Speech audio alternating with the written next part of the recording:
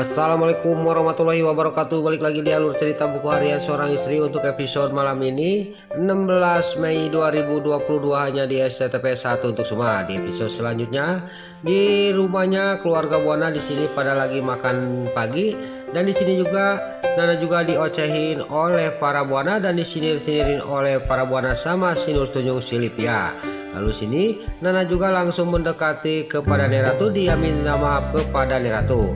Di sini juga Nana ngomong kepada Neratu, saya berjanji sama Neratu, pasti saya akan menemukan Junior. Pokoknya kelicikan dan kejahatan pasti akan segera terbongkar, kata Nana sambil melihat kepada para Buana. Lalu di sini para Buana juga ngomong kepada Nana, kenapa ngomong kayak gitu? Kamu melihat kepada Mama, kamu apa-apaan ini, kata para Buana kepada Nana. Lalu Nana juga dia langsung berdiri, saya cuman ngomong aja mah, kejahatan dan kelicikan pasti Allah juga akan membantunya, pasti akan segera terbongkar, kata Nana kepada para Buana. Lalu di sisi lain di sini Nana juga langsung memanggil Suketi.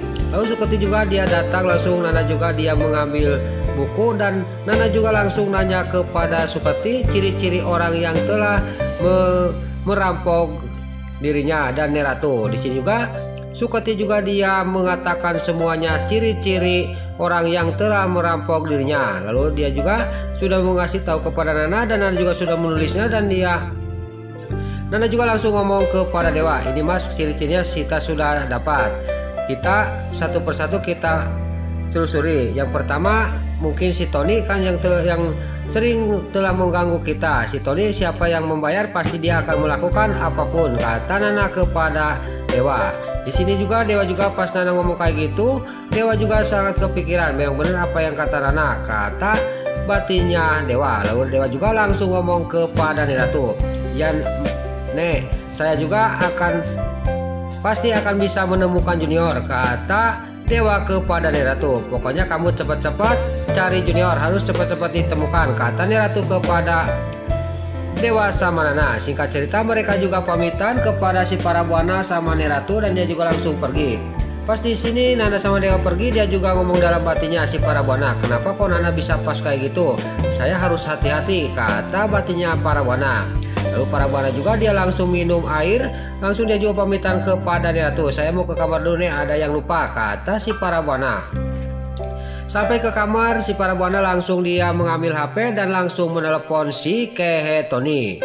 Lalu di sini si Kehe Tony yang ada di villa yang sudah disediakan oleh si para Buana, dia juga mengasih tahu kepada si Kehe Tony, kamu harus hati-hati, Dewa akan menuju ke sana. Kamu sekarang mendingan pulang ke rumah kamu, kata para Buana kepada si Kehe Tony, karena Dewa akan datang ke sana. Lalu di sini juga pas para Buana sudah nelpon si Kehe Tony, dan si Kehe Tony juga dia ngomong kepada para Buana, ya udah kalau gitu saya akan pergi ke markas saya, ke rumah saya, kata si Kehe Tony kepada para Buana. Lalu si para Buana juga dia akan mengikuti Dewa, saya tidak mungkin diam aja, kata para Buana dalam hatinya. Pas sudah nelpon si Kehe Tony, dia menerima WA dari Tante Saras, sama-sama orang tua jahat. Lalu di sini juga dia sudah membaca WA dari Tante Saras, dia juga langsung ketemuan di sebuah kafe. Lalu Tante Saras juga di sini dia ngomong kepada para Buana, dia mengajak untuk ketemuan keluarga untuk mengobrolkan masalah pernikahannya Pak Fajar. Di sini juga orang-orang tua jahat ini dia juga sudah ngomong kayak gitu, udah menceritakan kepada para Buana, dia juga langsung pergi dari kafe itu. Lalu di kafe yang lainnya di sini si Broko Kroni yang mau membantu si Nurus Tunjung si Priska untuk mendekatkan si Priska sama si Kehe Kelvin, dia juga akan dikasih berkas-berkas untuk mendapatkan duit si Kehe Tony. Maaf si Broko Kroni. Lalu si Broko Kroni juga dia sangat senang, dan si Nurus Tunjung si Priska sudah mengasihkan itu kepada si Broko Kroni, dia juga langsung pergi dari kafe itu. Lalu si Broko Kroni juga pas dia mau pergi, dia sangat kaget melihat ada para Buana ke kafe itu sama Tante Saras. Dia juga tidak jadi pergi, dia juga mengupingkan pembicaraan Tante Saras sama para Buana. Ada apa sebenarnya ini, kata batinnya si Broko Kroni sambil melihatin para Buana sama Tante Saras. Gak lama kemudian datanglah Tante Merin sama Mbak Lia. Lalu Mbak Lia juga sama Tante Merin sangat kaget karena di situ sudah ada para buana. Lalu Mbak Lia juga ngomong kepada mamanya, kenapa Bu Farah ada di sini? Kata Mbak Lia, singkat cerita di sini Tante Saras juga di sini ngomong kepada Mbak Lia, ini kan tamu saya, nggak apa-apa dia ikut sama kita di sini. Kata Tante Saras kepada Mbak Lia. Lalu dalam batinnya Tante Merin, ini ada rencana apa di Saras ini? Kata Tante Merin. Singkat cerita Pak Fajar juga datang dan di sini juga dia juga menceritakan masalah pembagian undangan. Tapi pas Pak Fajar ngomong kayak gitu, di sini Tante Saras ngomong kepada Pak Fajar, kamu itu jangan menyebar dulu undangan. Nggak mungkin kalau tidak mungkin kamu kan tidak jadi menikahnya, nanti kamu malu. Kata Tante Saras kepada Fajar. Di sini juga Mbak Lia juga ngomong kepada mamanya, kenapa mama ngomong kayak gitu? Saya itu menikah tinggal ngitung hari. Kata Mbak Lia kepada Tante Saras, kamu tanya aja sama calon suami kamu. Kata Tante Saras kepada Mbak Lia. Lalu Mbak Lia juga dia ngomong kepada Pak Fajar. Lalu Pak Fajar juga dalam batinnya, inilah saatnya saya harus mesti tahu kepada Koko. Kata batinnya Pak Fajar. Lalu Pak Fajar juga mengasihkan surat itu yang dari pengacara kepada Mbak Lia. Di sini Mbak Lia juga langsung mengambil surat itu dan membacanya, dan dia juga langsung sudah membaca langsung pergi dari kafe itu keluar. Lalu pas Mbak Lia pergi di sini, Pak Fajar juga mengejar Mbak Lia keluar, dan di sini Mbak Lia juga sangat sedih karena dengan kejadian ini. Lalu di sini Pak Fajar juga bisa menenangkan Mbak Lia. Singkat cerita di sini sudah Pak Fajar sudah menenangkan Mbak Lia dan dipeluk Mbak Lia juga sama Pak Fajar. Dia juga pergi dari kafe itu dan Pak Fajar juga mengantarkan Mbak Lia pulang ke kontrakannya. Lain lagi di sisi lain di sini Dewa sama Nana juga pas di jalan. Di sini Nana ngomong kepada Dewa, kita ini mau kemana Mas? Kata Nana kepada Dewa, pokoknya saya akan ikut kemana Mas Dewa pergi. Kata Nana, pasti udah jauh dari sini, udah dekat ke rumahnya si Tony. Di sini Nana ngomong, ini kan menuju ke rumahnya si Tony. Kata Nana, terima kasih Mas Dewa sudah menurutin apa kata saya. Kata Nana kepada Dewa. Singkat cerita di sini juga sampailah ke rumahnya si Tony, yaitu ke markasnya.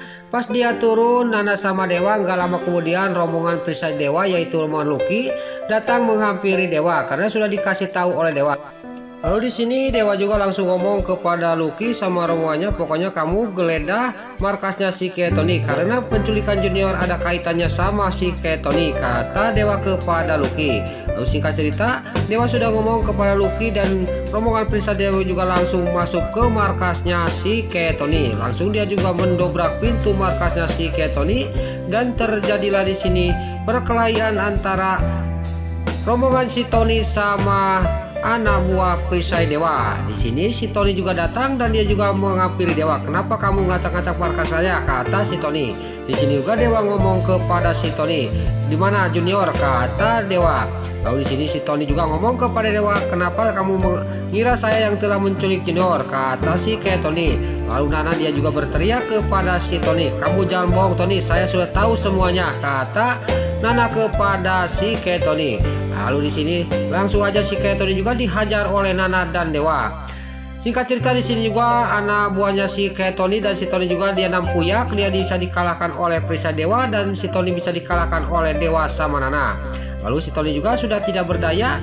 Pas si Tony jatuh di sini Nana melihat sesuatu yang jatuh dari kantong saku bajunya si Tony. Ternyata itu adalah kartu dari yayasan Baby Sister. Di sini juga si Tony juga dia ngomong kepada Nana, kamu jangan macam-macam telepon yayasan itu. Kata si Tony. Lalu di sini Nana juga langsung menelepon ketua yayasan yang punya yayasan itu. Lalu yang punya yayasan itu pas Nana ngomong kepada dirinya, tadinya dia tidak akan membantu Nana dan dia juga akan tidak jujur kepada Nana, tapi Nana mengancam ibu kosan yayasan ini. Lalu di sini ibu yayasan ini juga dia mengasih tahu kepada Nana bahwa Baby Sister satu yang di sini itu dikirim ke tempat yaitu ke villa yang ada di Bogor. Singkat cerita di sini Nana sudah dikasih tahu alamatnya. Nana juga pergi ke villa yang ada di Bogor di mana Junior disergap oleh si Tony sama Baby Sister.